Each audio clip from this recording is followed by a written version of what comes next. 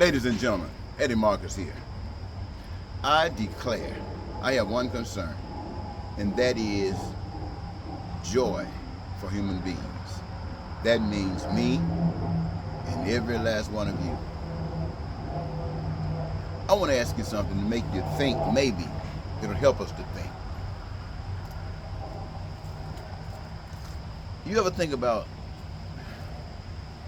well, death?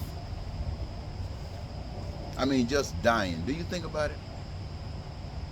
You think about killings? You got children out there? You ever think about your children, your daughter or your son dying or maybe killed? Or what about your parents, your mother, your father? You ever think about that? Dead, dying from some sickness or disease, or killed.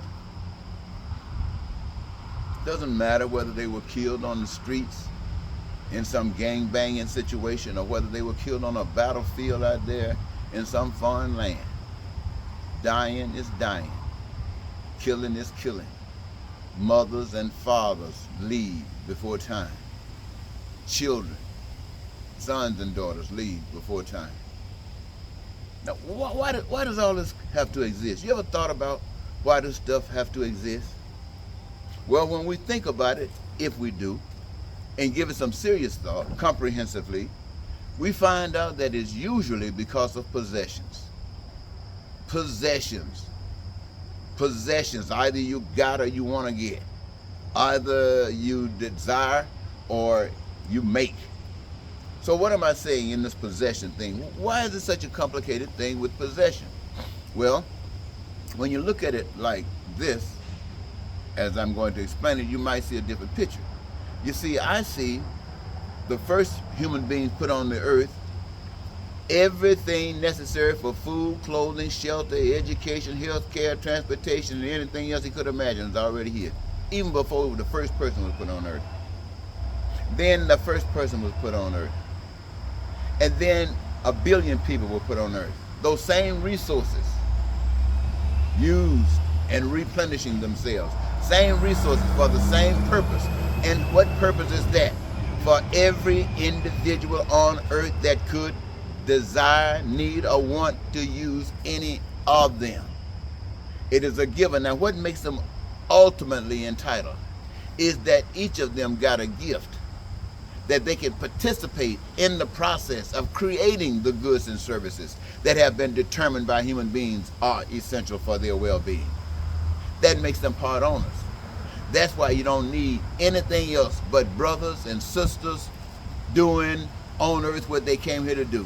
And in doing that, they have the greatest joy. They have peace and prosperity and freedom. They have their dreams coming true. No lying, no cheating, no stealing, no killing, no terror, no war. Now, one of them represents God, the creator that made things to be. The other represents the anti-God, who wants to tear everything down and create a different situation. That one created money. A lot of you think God created money. Didn't create money. But man did. And what is money created for? To do the same things that God made you to do, to meet your needs. But man decided that no, we can't meet all of your needs because I need to be important. And in order for I to be important, for me to be important, is I got to exploit you. I got to have more than you. I got to be something that you have to turn to get what you want. And so I exploit. I do whatever I can. I deceive. I get support by telling people lies, splitting you up, telling you you're a Republican, telling you you're a Democrat, and got both of you at odds with one another. You both want the same thing, but I tell you in order for you to get it, you got to get it this way. I tell you in order for you to get it, you got to get it this way. And each way I tell is at odds with one another. And so you will never get it following the dictates of those who have messed it up. But you don't know that. Because one got you think that because of his good color, he's committed to you. Another one got you thinking because he's kind that he's committed to you. It's nothing but the devil in sheep's clothing. And we, as human beings, are following the devil. It tears me up, ladies and gentlemen. It really tears me up when I think about it. It really, really tears me up. And then you think about, what can you do about it? What can you do about it? Well, first of all, you got to change the way we think. We got to change the way we think. Today, we got people running for office, Republicans and Democrats.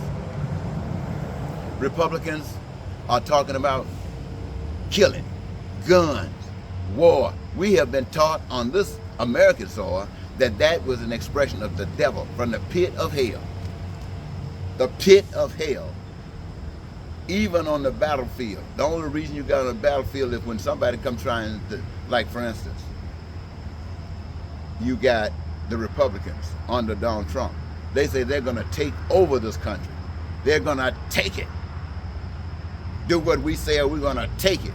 Don't worry about it, Americans. You see, if they do that, they represent evil. They represent Satan. That authorizes you to defend yourself. You got the right to defend, not to start. To start is Satan. That's what Trump and those guys are trying to do.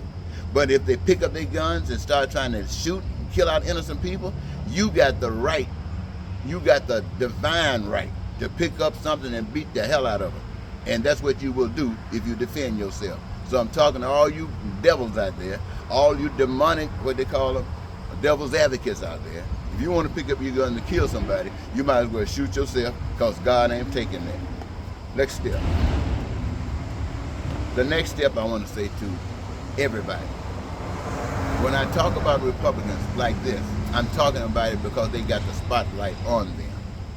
That does not mean that the Democrats got any freeway to go and lollygag.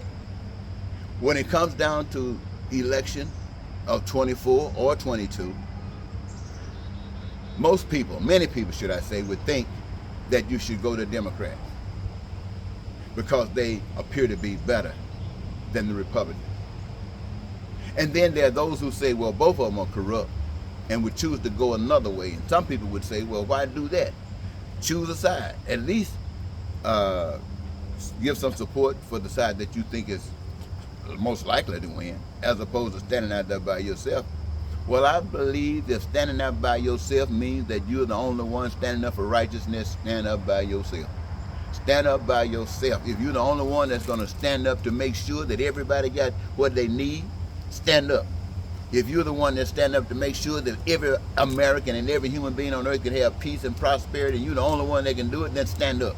If you're the only one that can make sure that stand up to represent that everybody have housing and education and health care, if you're the only one on earth that can do that, then stand up and do it. Go down standing up for what you have been given to know is right, and ain't no shame in your game.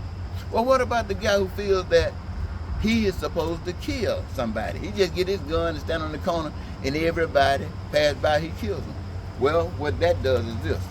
That says that that's the devil standing behind that corner shooting people. And when the devil is standing behind that corner shooting people, you can do one or two things, and you can do them both. Try to find out why that devil is standing behind that corner shooting people, and then work it out. If you can't work that out, the devil still wants to stand behind that corner, he's giving you an invitation to defend yourself. He's giving you an invitation to defend yourself. And defend yourself. You can't lose against a crook. If you just stand up, just stand up. Even if you went to jail, stand up. You cannot lose against a crook.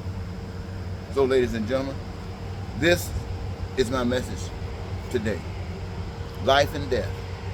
We're all going to go that route. We can't escape it. But how we go that route determines who we are. There are those that have gone that route and we never will hear of them again. There are those, and it didn't mean that they were bad, it didn't mean that they were good. It just meant that we will never hear of them again. There are those that went and we will hear of them again because they were just that bad. And there are those who we will hear of because they were just that wonderful. The question is, who will you emulate? Then you must ask yourself, which one represents life and which one represents death? And you will find that they are one and the same. To live means that you're always willing to die, because there's always somebody willing to kill you to take away your life. and you cannot let them take it. You'll give it up for the world. Thank you, ladies and gentlemen.